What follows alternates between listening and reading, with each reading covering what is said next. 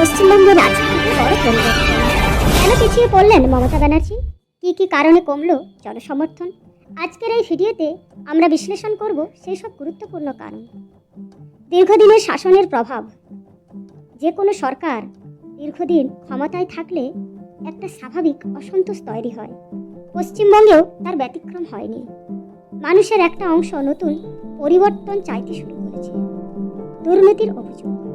গত কয়েক বছর ধরে একাধিক দুর্নীতির অভিযোগ সামনে এসেছে, যেমন শিক্ষক নিয়োগ দুর্নীতি, কয়লা, গরু পাচার ইত্যাদি।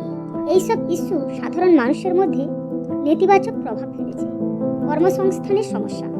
যুব সমাজের বড় অভিযোগ কাজের অভাব। অনেকেই মনে করছেন রাজ্যে যথেষ্ট শিল্প আসছে না, ফলে বেকারত্ব একটা বড় ইস্যু হয়ে উঠেছে। বিরোধীদের শক্তিশালী প্রচার। বিরোধী দলগুলো আগের থেকে অনেক বেশি সংগঠিত হয়ে প্রচার চালিয়েছে। গ্রাসরুট লেভেল পর্যন্ত পৌঁছে তারা নিজেদের বার্তা ছড়িয়ে দিয়েছে। সংখ্যাগুরু রাজনীতি। ধর্মীয় মেরুকরণ ও একটি গুরুত্বপূর্ণ ফ্যাক্টর। কিছু ভোটার মনে করছেন সরকার এক পক্ষকে বেশি গুরুত্ব দিচ্ছে, যা ভোটের ফলাফল প্রভাব ফেলতে পারে। স্থানীয় সমস্যা ও ক্ষোভ। রাস্তা, দুর্নীতি, কাটমানি, এইসব স্থানীয় সমস্যা নিয়েও মানুষের মধ্যে ক্ষোভ জমেছে। তাহলে দেখা যাচ্ছে একটা নয়, একাধিক কারণ মিলেই এই পরিস্থিতি তৈরি হয়েছে। তবে রাজনীতি সবসময় পরিবর্তনশীল।